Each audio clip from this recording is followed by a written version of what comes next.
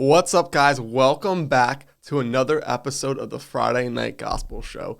I'm so excited to bring you guys episode 2 of what I'm hoping will be just a journey that we're all going on together here on the Impact Community page. I hope if you are enjoying this page, drop a like on this video and hit subscribe to the Impact Community channel because there are some incredible things coming on this channel you do not want to miss coming from us at the Impact Community channel. So you definitely want to hit that subscribe button. I'm just so excited to be able to bring you guys an episode every Friday, as I hope we just continue to have fun and see what God's going to be doing through the show.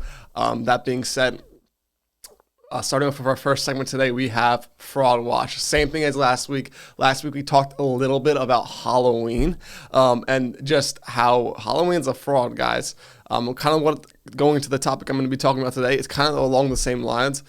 These things are just things that we look at as normal in society, and I want to put that on Fraud Watch for you guys today. So what is going under the Fraud Watch tab today is going to be yoga. Yes, yoga is going to be put on Fraud Watch. Now, this yoga is something that has become very normal in culture today, and not just in secular culture, which is expected, but it's also become very normal in Christian culture, especially in just the females, especially. This is definitely more of a female thing. The males definitely do it, but this is definitely something that Christian women do a lot, and they actually socialize around, which is kind of crazy. Now, yoga is looked at as something that you do to exercise and a way to de-stress and to meditate, right? The only issue with this, I mean, it's a very big issue, but the whole reason why this is on Fraud Watch is because you are partaking in worshiping idols, which is worshiping the devil. It's even recognized by like yoga enthusiast instructors that have studied it, that yoga has pagan beginnings. Now, this should automatically raise red flags, especially for the believer hearing this, that even the people that are not believers and that just like yoga can even admit to this, right? Why is this important? If something has pagan beginnings, then this is actually was brought about to worship the devil. Right, so these poses, it's all about stretching and making these poses. These poses are actually worshiping the devil. Kind of like what we talked about last week. The devil does not play around, and he will use whatever he can to infiltrate your life and to have a control of your life. If you leave an open door for him in whatever capacity that looks like, especially with something as blatant as like idol worship, even when it's not like blatant, like it's masked as stretching or as exercise, the devil will still use that to open the door and enter into your life. Also, just knowing the devil's nature, he can't create anything new. So what is the basis of what yoga is? Yoga is about meditating. It's about being still, calming yourself, stretching, which is naturally stretching is a very good thing for you when done right. And it's kind of like meditating and quieting your spirit.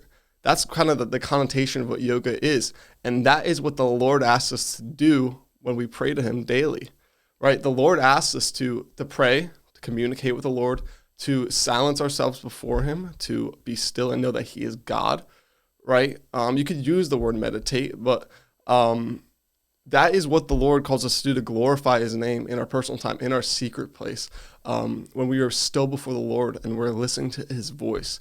We're calming ourselves, we're putting away distractions. That is kind of what yoga is selling itself to be. But the only thing is, it's not silencing yourself and trying to listen for what God is saying. It's silencing yourself. And in the act of doing things that are opening yourself to other gods, it's actually allowing the devil to work through that and infiltrate your life. As we say, the world, unfortunately, is black and white. There's a kingdom of light and a kingdom of darkness. And even as innocent as stretches may be, the devil will use simple things these have been going on for generations and generations, things like this, how in ancient times the devil would be worshipped. And he's bringing it into a modern way of worshiping him that does not look like we're lighting a fire and doing seances, but it's the same acts done in a covert way that the normal person will not know. So that is exactly why yoga is on Fraud Watch today, right? It's the harsh reality, but if it's not pleasing to the Lord, it is demonic. So we got to remember that. We got to keep our eyes open. I mean, there's going to be more things on Fraud Watch coming in the coming weeks, and more things that you probably would never even think of are going to be on Fraud Watch. But if it's not pleasing to the Lord, it's pleasing to the devil. There's only one or two options. So that is exactly why yoga is on Fraud Watch.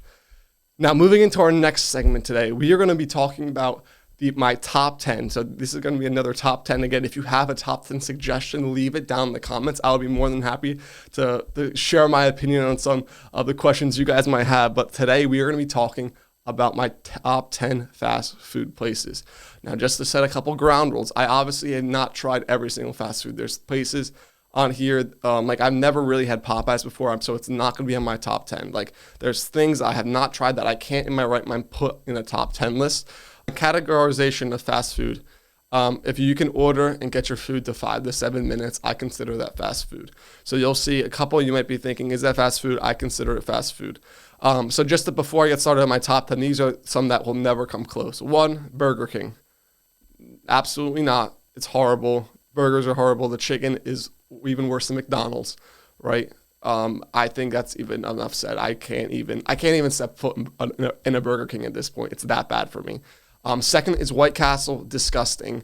It's just historically looked at somewhere that is horrible. Like it doesn't even like there. I don't even know if there's any group of people that actually are going for White Castle. I don't see it at all. That's why White Castle will never even come close. Arby's. This one's a little bit controversial. For me, the curly fries are okay, but just the meat, it's just, I don't know. It just, even there, how they market themselves, it's just not that good. I can't really get behind Arby's. And then KFC, it's just disgusting. Like, let's be honest, guys. Like, that is, like, it doesn't, everything on this list basically doesn't make you feel good, but that's, like, the ultimate, like, it's just bad. Like, you're getting fried chicken and then mashed potatoes and gravy. It's like from a fast food, just absolutely not. I can't with it. All right, so those are being some that will never touch the top 10. Here are some of my top 10. So these first 4 might be a little bit controversial for some. First, at number 10, it's going to be Taco Bell. Now, I know a lot of people will have this in their top 5, but for me, the only reason why I made the top 10 is for its drinks and its dessert options. Honestly, that's the only reason why I made the top 10. I have a bit of a sweet tooth, so when they pull stuff like that out of the bag, I gotta respect it. It's gonna be on my top 10. All right, so I apologize if you think it should be higher. Taco Bell is not very good. You are living in the bathroom after you eat Taco Bell, and we all know that. So that's why it's number 10. Number 9, I have Sonic. Now, this is a bit of a rogue shout here because I know a lot of people, especially in our area, might have never had Sonic before. Now, they are milkshake selection. They have a lot of great milkshakes. They have slushies. And I've actually had their food once or twice before, and it's been decent. It has not been bad.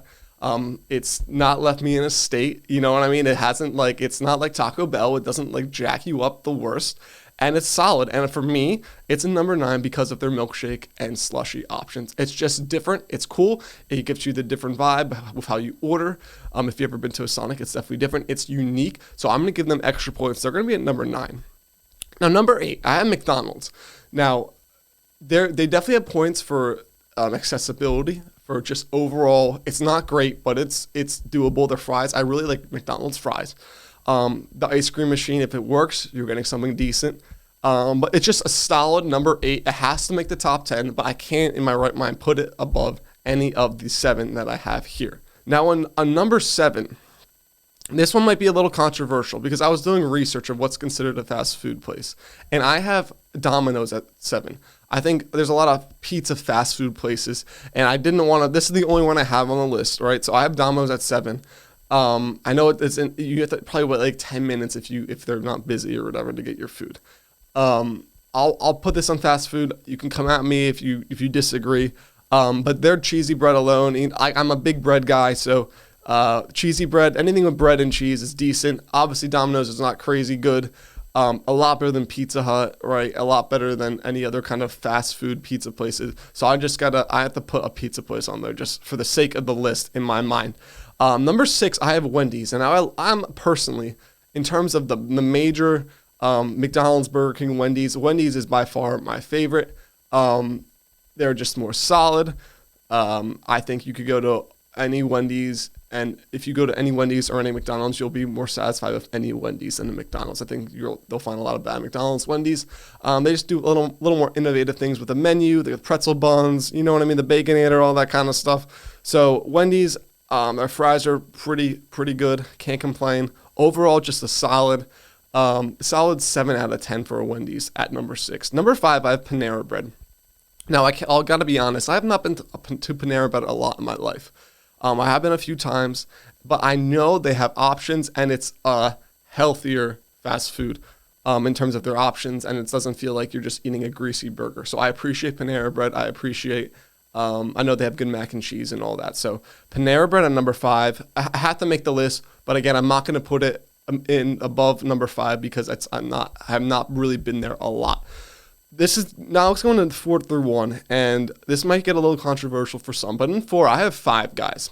Now, Five Guys, you're paying a premium for the food you're getting, but I will say their fries are excellent. Their burgers, in terms of a fast food burger, you can't get much better than Five Guys, all right? You are paying a lot more than some of these other competitors here, but you are getting a substantial amount of fries. You know that you'll get a medium and they'll fill up the bag with fries. All right, so by the time you're even tucking into the medium cup that you get, you already had a cup of fries already, which is awesome. Really salted well. I can't complain. They have really good milkshakes. So that is why Five Guys is on number 4. And yeah, it's solid. It's got to be better than any other burger place that I have already said, a McDonald's, a Wendy's, right? It's just another level, and it's still, I would consider it fast food. So that's why Five Guys is on number 4 with the milkshakes and all that. It's just pretty good. Got to be honest. Number 3, this is where things might get controversial. Number 3, I have Chick-fil-A. Now you might be thinking, how is that possible? What's the Lord's chicken? It's this, it's that. I got to be honest. The milkshakes are good. The chicken, obviously, chicken's good. It's the highest chicken place I have here, right? But it gets, I consider getting old. The nuggets are okay. I don't know. For me, it's number 3 for a reason. It's excellent. But the next 2 are just more solid in my mind. Chick-fil-A, you always got to support Chick-fil-A. They stand for a lot of things we stand for. Chicken's excellent, best chicken sandwich probably you can get in terms of a fast food place. That's why it's a number 3, but I can't justify putting it at number 2 or number 1. That being said, at number 2, I have Chipotle. Now you might be thinking, why would you put that over Chick-fil-A? And I will tell you this, in terms of your quantity of food, in terms of the quality of food, and in terms of what meal can you get you can get a healthier Chipotle. In terms of like you can actually do it as like a meal, like you can work out. It's a great source of protein. It's like for the price, you can get a great quality amount of food, and the quality food's not too bad at Chipotle. And I really like, that's in terms of fast food Mexican, that's obviously I have it on number 2. So that is my favorite place to go. There's obviously some places Chipotle can be hit or miss depending on where you go sometimes, unfortunately. But overall, because you can make Chipotle, you can make it get a little more unhealthy, put the queso on there, which is great. And you're only walking out there spending around $12, which you cannot complain with nowadays. For a full meal, either a burrito bowl or a burrito, you cannot complain with that. So that's why that's on number 2, and it's kind of edging Chick-fil-A for me. Even though Chick-fil-A has milkshakes and Chipotle really doesn't have that. Chipotle, I just feel like the quality of food is just a little bit better. Overall, you can come at me, it's all good. But number 1, and if you know me personally and you ask me what my favorite fast food burger is, this is what I would say. And I know everyone, I hope you agree with me. I love a smash patty, and that's why Shake Shack is number 1 fast food place for me. Kind of like Five Guys, it's definitely more in that tier of it's definitely a little bit more expensive. Right, you got to pay for a little bit of the extra things you have to get. It's not kind of like McDonald's where you have the package and you buy it and you're good. Shake Shack's good. The shakes are quality. They're good. They're obviously nothing crazy. I'll probably say with Five Guys, the shakes are a little bit better, but Shake Shack is right up there. Their burger is, in terms of a fast food burger, I don't think anyone compares in terms of fast food. For me, I'm going to Shake Shack, number 1. 2 smash patties, you can't go wrong. They got a couple. They don't have a crazy big menu. They just have a couple options that are excellent. They have in terms of burgers, you know what I mean. They keep it simple, but if anyone has had Shake Shack and they like a burger, you will know what I'm talking about. The fries are nothing special. I'll be honest, they're nothing special, but the burger is completely and utterly better than anything else on this list, in my opinion. And that is exactly why Shake Shack is at number 1.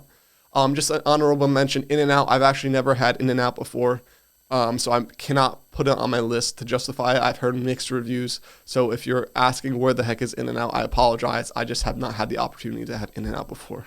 All right, so don't come at me. Tell me what you think of my top 10. You can come at me if you want to ask me in person, whatever you want to do. You can confront me about it. It's all good. I'm standing by my word. This is what I like, and that's the end of it.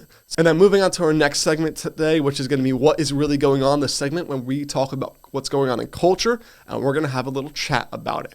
So today, unfortunately, if you're not a sports fan, this might not be the topic for you, but I'm going to just talk a little bit about Colorado University football and Coach Prime Deion Sanders. Now, I'm going to come at this at a very particular angle, right? Just to put it out there, I think he's an excellent coach. I think he's an excellent motivator. He's a great marketer and was one of the greatest athletes of all time when he was playing. Without a doubt, I don't want to take anything away from him in that regard, right? I just want to put that out in front so I'm not coming at any of his personal credentials. But at this moment in time, I think him and his team are getting extremely humbled. Right now, they are on a couple game losing streak. They have lost horribly, in very bad ways. Couple games in a row. A couple weeks back, they blew an absolutely massive lead. This past weekend, they just absolutely could not do anything, and they were just absolutely awful. Right. And now I don't want to just get on the bandwagon. Oh, they sting. I'm hating on Deion, whatever. I don't want to come in at that way. But I will just say I am kind of hating on them, thinking that there's something that they're not. Right. They have put a big target on their back with all the promoting. This is what Deion's good at. They get brand deals. They get good at promoting. But you see the players after they win 1 or 2 games, they're flexing, and now they have a move. His son has a move. Flexing his watch before a game, and his son, while he was good at Jackson State, which is nowhere near as big of a conference as Colorado is, he's getting exposure right now. No, I don't think he's a bad player, but do I think he's one of the best quarterbacks in the country? I don't think so at this point, right? I will just say they have been putting a target on their back, and I think that they're finally being found out. I still think Coach Prime is a great coach. I still think he's a great motivator and all that. But I'm going to switching the topic to what I want to focus on today. Coach Prime talks a lot. Coach Deion Sanders talks a lot about faith and bringing God into his situation, into his life. He kind of brings that a lot. If you listen to what he says, if you listen to how he talks, he was really quick to bringing God into this equation when he said God wanted me to come to Colorado to be a part of this program. And now I'm not saying God didn't do that, but I am kind of saying it can look very hypocritical when it's a much bigger program.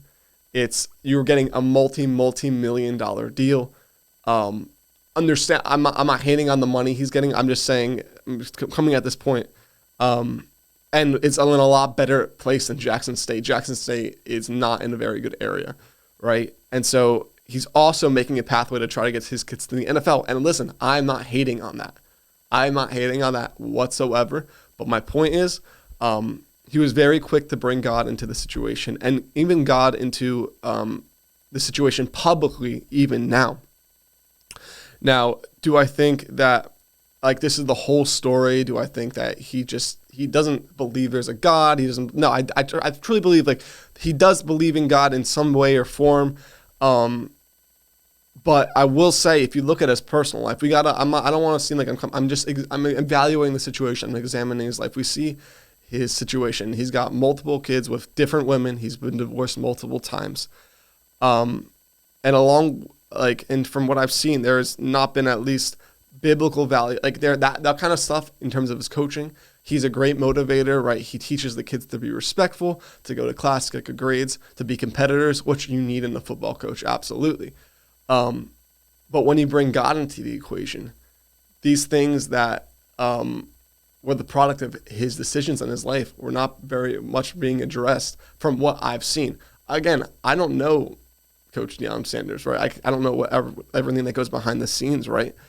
But if you look at the examples that we have of athletes who have, in my mind, from what I've seen, right, I'm observing the same way I'm observing Deion Sanders. When I look at examples like Tim Tebow, even the newer ones like Brock Purdy, Kirk Cousins, or Jonathan Isaac, right, these are not perfect people by whatever, any sense of the imagination. I do not want to portray these people as perfect whatsoever.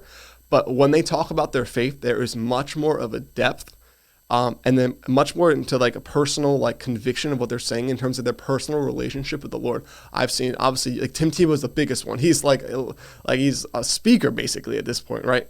It's Tim Tebow. You see Brock Purdy just even in interviews or when he's had questions asked about his faith, it's about the personal relationship with Jesus. Even Kirk Cousins, I've seen clips recently of the same thing, where it talks about him combating like the fear of losing, the hate that he gets when he loses, because it's his team, right? He's the quarterback, and he brings it back to who Jesus is and what Jesus did for him, which is just awesome to see. Along with like someone like Jonathan Isaac, the basketball player who did not kneel for the national anthem when the whole BLM thing was going, because he said this is not the way to do it. I know a God that unites. I know a God that is the answer to this, and that's the platform we stood on. He was the only one to stand during that whole BLM thing with the George Floyd things, and they were in the bubble during COVID, and it was a big deal, and he has still stood by that. Now I'm not asking or I'm not looking for Deion Sanders to be like each of these individuals I just stated, right? That's not what I'm looking for at all. I'm not expecting him to do things that of this nature. What I am saying is, if you're going to bring God into the equation of how you live your life and how you coach publicly, like he has been talking about it, I don't think I would say that we see his motivation a lot of times is strictly money. Now, I can't speak to his heart, but his actions and the way his team act, that really is the byproduct of that, right? His motivation in many ways is money. And I understand I'm not hating on them for making money. I'm not hating on them for trying to make money.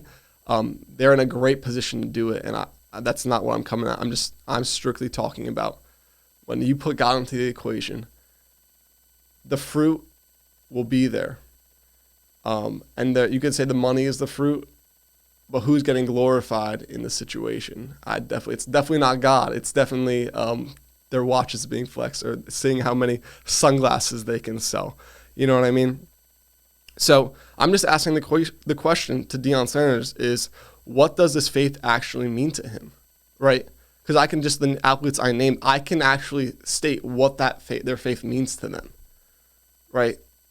And I wasn't, and my point in saying this, I was never expecting Deion Sanders to come out as a Christian and try and use God as his platform. Again, that's part of this platform. But what I am saying, once you put God out there and use that name out there and try and say that you're living with the principles and all that, and things don't line up, there's a lot of question marks that need to be asked, which is why a lot of times actions speak louder than words.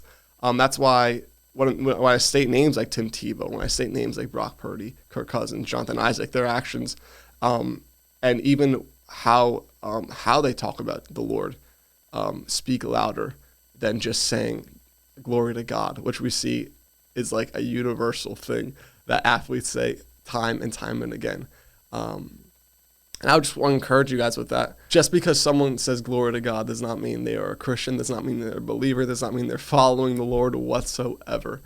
I think even in these times where we see the darkness is getting darker, there's deception. There's so much lukewarmness in the church today that just because someone says they believe in God, they believe in Jesus, that doesn't mean they're actually living for the Lord. So I would warn you, who are you looking up to? Who are you looking at as a role model? Now, like I said, Deion Sanders is a great motivator, a great coach. But who are we looking for guidance in our spiritual life and walking with the Lord? All right. So that was a segment, what is really going on? A little deep dive into the Coach Prime, Deion Sanders. But if you enjoyed today's episode, give it a like, hit that subscribe button. And I hope to see you next week, Friday at 1 p.m. here for the Friday Night Gospel Show. I'll see you next time.